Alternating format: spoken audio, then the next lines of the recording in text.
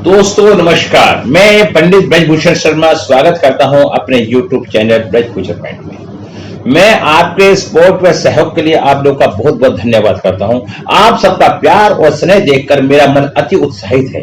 आपके इस स्नेह के लिए मैं आप लोगों को आगे भी ऐसा सेवा प्रदान करता रहूंगा।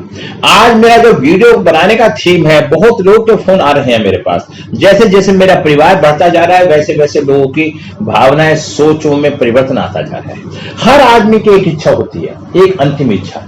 क्या मेरी अंतिम अवस्था में मैं धनवान होऊंगा? क्या मेरे अंतिम अवस्था में मेरी संतान मेरी सेवा करेगी? क्या मेरी पुत्र वधू मेरा कहना मानेगी? क्या मेरी बेटी या मेरा दामाद मेरा कहना मानेगा? हर आदमी का एक विषय है, हर आदमी की एक सोच है, हर आदमी का एक सवाल है। दोस्तों, मेरी वीडियो थोड़ी लंबी होगी। मैं ये चाहता हूं कि आप इसे तसल्ली से पढ़ें और इसके बाद पढ़ने के बाद आपको अगर जिस तरह के टॉपिकों पे इंटरेस्ट है और जानना चाहते हैं तो मुझे वो टॉपिक बताएं, पारिवारिक टॉपिक। मैं उन टॉपिक पे एक वैदिक ज्योतिष के द्वारा एक मैं एनालिसिस करके आपको एक वीडियो बना के दूंगा। इस वीडियो को ध्यान से सुने और अपने बुढ़ापे के सहारे को ढूंढें। वर्ध अवस्था मैं बताना चाहता हूं दोस्तों, आप लोगों के सहयोग से अगर आप अपना या अपने बच्चे का नाम या मोबाइल का नंबर ठीक करवाना चाहते हैं, एक कंसल्टेंसी करवाना चाहते हैं, आप मैचिंग करवाना चाहते हैं, आप मेरे व्हाट्सएप पे कांटेक्ट करें। आप मुझसे डायरेक्ट कांटेक्ट भी कर सकते हैं। मेरा नंबर आपके डिस्क्रिप्शन बॉक्स में ही मिल जाएगा। दोस्तों, यदि आपको अच्छा लगता है, आपका बच्चा परेशान है, विदेश नहीं जा पा रहा, या एजुकेशन में परेशानी है, या शादी में कोई रुकावट है, या पारिवारिक कोई भी उलझन है, 12 भाव होते हैं और 9 ग्रह होते हैं और 27 नक्षत्र होते हैं, इनमें पूरा ब्रह्मांड समाया होता है। मैं इसका विस्तार से वर्णन करके आपको बताऊंगा। अब दोस्तों, मैं वीडियो के बारे में चर्चा करता हूं। देखिए, वर्ध अवस्था, वर्ध अवस्था जिसमें मनुष्य थोड़ा लाचार व पराधीन बनता है। इस अवस्था में मनुष्य की अपनी जिंदगी दूसरे के अधीन हो जाती है। मनुष्य को अपनी जिंदगी दूसरे के अधीन गुजारनी पड़ती है, या मनुष्य दूसरे का मोहताज बनता है, या मनुष्य को ज्यादा अपने संतान के और अपने जीवन साथी के सहारे की जरूरत पड़ती है। और उम्र के मुताबिक व्यक्ति की डेप्रिसिएशन, शरीर की ग्रोथ कम होती जाती है, उसकी एफिशिएंसी कम हो जाती है। ऐसी स्थिति में वो एक सहारे की इच्छा रखता है। वो सहारा कौन होता है? या तो उसका जीवन साथी होता है, या उसका परिवार, उसकी संतान होती है, या उसकी पुत्र वधू होती है, या उसकी पुत्री होती है। यदि जीवन साथी की मृत्यु पहले हो जाए तो जीवन बिखर कर रह जाता है।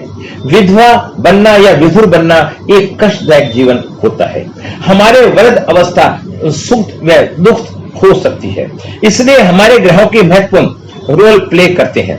कभी कभी माता को बेटी होना और शादी के बाद अकेले पड़ जाना वृद्ध अवस्था को बिगाड़ता है।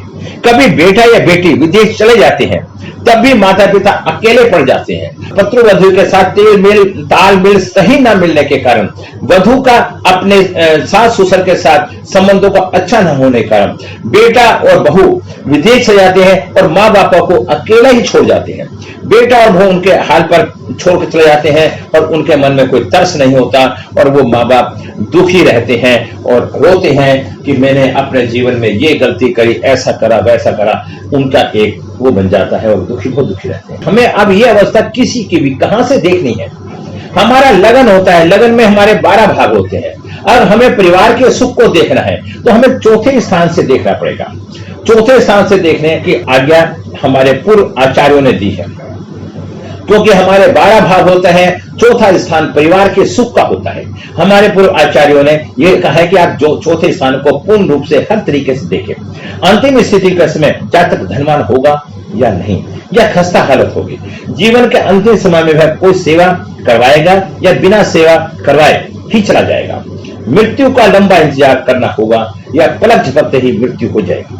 आप स्त्री हो या पुरुष, आपका लगन कोई भी हो, चौथे स्थान में आपके कुंडली में गुरु शुक्र दोनों में से कोई भी एक ग्रह है या दोनों ग्रह हैं, तो चौथे स्थान में होंगे तो आपकी वर्ध अवस्था सक्सेस रह जाएगी। बुढ़ापे में धन आपके पास होगा। जीवन के अंतिम समय में आप कोई सेवा नहीं करवाएंगे। आपकी मृत्यु अचानक होगी। आपकी लंबी बीमारी का सामना नहीं करना पड़ेगा। गुरु या शुक्र दोनों में से एक ग्रह का होना जरूरी है। यहां आपकी मृत्यु सुधर जाएगी। कई बार लोगों को डर होता है कि हम बुढ़ापे में मृत्यु का कारण तो नहीं बनेंगे, हमारे कोई ग्रह ऐसे तो नहीं है, गुरु केंद्र में हो और चौथे स्थान में शुक्र हो तो ऐसी स्थिति नहीं बनती। मैंने कुंडली बना के आपको दिखा दी है। अब मैं आपको बताता हूं, एक कुंडली और बनाता हूं, लगन कोई भी हो, उससे कोई लेना देना नहीं, कोई भी राशि कहीं पे भी हो। कुछ लोग भ्रांतियां, ये राशि वहां है जी, उसका स्वामी वहां है जी, इसमें चक्कर में मत पड़ो, सीधे सरल भाषा में सीखो। और जिन लोगों को कुंडलियां देखने नहीं आती, जिन लोगों को कुंडलियों का ज्ञान नहीं है, मैं उन लोगों से भी कहूंगा कि वो इस कुंडली को सुने और एक कुंडली बना के देखें कि उनके ग्रह कहां कहां बैठे हैं। कोई पैसे का खर्चा नहीं, और आपको अच्छा लगे तो आप कंसल्टेंसी करवा सकते हैं। पंचम स्थान हमारा संतान का कारक होता है, हमारे ज्ञान का कारक होता है। पंचम स्थान यानी बुढ़ापे की लाठी संतान होती है, पंचम स्थान में देखा जाएगा। यदि आपकी बेटी होगी तो 11वें स्थान से देखी जाएगी, आपका जमाई होगा तो 11वें स्थान से देखा जाएगा, आपकी बहू होगी वो भी 11वें स्थान से देखी जाएगी, जमाई 11वें स्थान में देखा है। और अगर बेटा होगा वो आपका पुत्र वधु 11वें स्थान से देखा जाएगा, बेटा नहीं पुत्र वधु को देखा जाएगा। यदि 11वें स्थान का मालिक 6, 8वें 12वें में होगा, 11वें स्थान का मालिक 6, 8, 12 में कहीं पे भी होगा तो वो पुत्र वधु आपको साथ नहीं देगी और आपका बेटा उसका गुलाम होगा, उसकी बातों को मानेगा।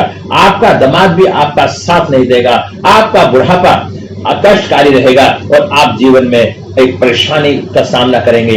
ऐसी स्थिति में आप अपने को सुधारें और बदलें जिससे कि वो रिश्ते आपके अनुकूल बने रहे।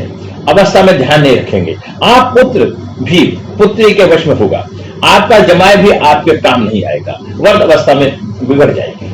अब 5वें का मालिक बुध, लगन कोई सा भी हो, यदि 5वें स्थान में बुध बैठा है, 3, 2, 1, 12, यदि आपका मीन लगन है और बुध आपके 5वें भाव में बैठा है, 5वें भाव का मालिक बुध 6, 8, 12 में होगा।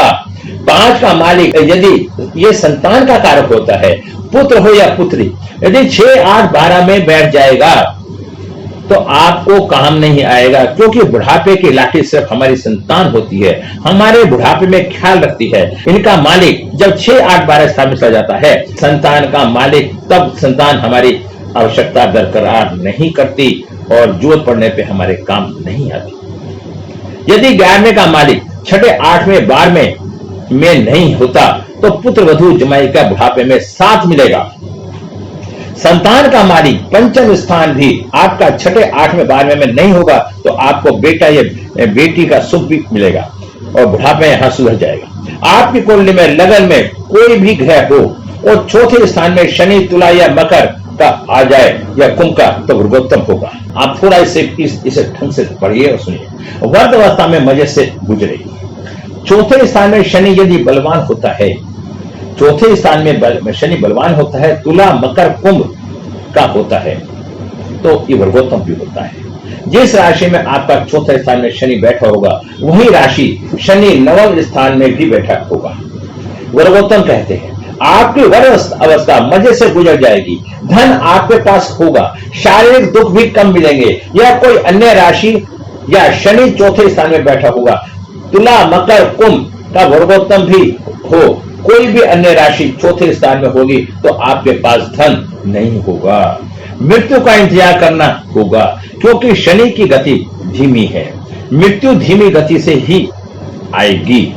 किसी की सेवा में आपको लेना नहीं, किसी की सेवा आपको लेनी नहीं पड़ेगी। मरते समय लोगों से अपमान भी सहना करना पड़ेगा, बुढ़ापा भी बिगड़ेगा, मृत्यु भी शांति से नहीं मिलेगी। मैं आपको दोस्तों विस्तार से इन सब बातों को बताने में विश्वास करता हूं। आपका लगन कोई भी हो, आप स्त्री हो या पुरुष हो, चौथे स्थान में चंद्र या बुध दोनों में से कोई भी एक ग्रह हो, चंद्र बुध आपकी वर्ग अवस्था रंग लाएगी, आपके जीवन में अच्छे जोर आएंगे, आपका बुढ़ापा सक्सी रहेगा, अंतिम समय में आपके पास धन भी होगा, किसी भी सेवा भी होगी, आपकी जरूरत नहीं होगी, एक झटके में ही आपको प्राण निकल जाएंगे। मरते समय कोई दुख नहीं झेलना पड़ेगा, आपकी मृत्यु यहां सुधर जाएगी। आपका लगन कोई भी हो, चौथे स्थान में सूर्य, मंगल, राहु, इनमें से कोई भी एक ग्रह चौथे स्थान में होगा तो आपको आपके जीवन में शांति नहीं मिलेगी और अंतिम समय में शांति नहीं मिलेगी। चौथे स्थान का हमारा, अब मैं आप बताता हूं, लगन कोई भी हो, उसके अंदर सूर्य, मंगल और राहु यदि चौथे स्थान में बैठे हैं, चौथा स्थान हमारा हार्ट है, इस स्थान में एक भी पापी ग्रह इंसान को चैन की बांसुरी नहीं बजने देता। सुख नाम के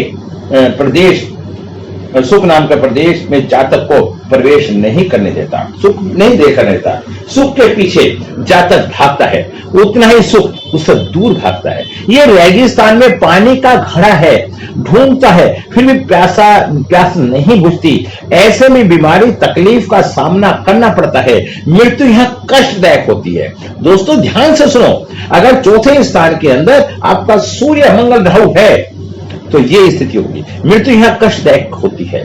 चौथे स्थान में यदि शनि केतु बैठे हैं, शनि या केतु, तो आप वर्षों वर्ष एक घर में बिता देंगे। यदि अपना मकान बदलेंगे लंबे समय के लिए, उस मकान में फिट हो जाएंगे, मकान सुख अवश्य मिलेगा। फिर भी केतु प्यास आपकी रहेगी, क्योंकि चौथे स्थान पर तरह के सुख का है। चौथे स्थान में केतु मृत्यु का इंतजार करता है, चौथे स्थान में केतु मृत्यु का इंतजार करता है। अंतिम समय में ऑपरेशन की आवश्यकता रहती है। मृत्यु ऑपरेशन टेबल पर होती है या किसी स्थान पर होने की संभावना रहती है। मरते समय मुंह में शांति के भाव होते हैं। मैं आपको बताना चाहता हूं, मैंने आपको बताया व्यक्ति का बुढ़ापा कैसा रहेगा, क्योंकि चौथा स्थान हमारे परिवार के सुख का होता है। आपको मेरी वीडियो अच्छी लगी हो तो वीडियो को लाइक करें, अपने परिवार और दोस्तों के साथ शेयर करें और मेरे चैनल को सक्सेसफुल करें। इससे मेरा मनोबल बढ़ेगा और मैं आपके लिए ऐसे ही ज्ञान से भरी वीडियो लाता रहूंगा। चैनल को सब्सक्राइब करें, बेल आइकन को प्रेस करें। आज की वीडियो का पूरा करते हुए आपसे विदा लेना चाहता हूं। कल फिर मिलता हूं एक नई सोच, एक नई वीडियो के साथ। नमस्कार, जय हिंद।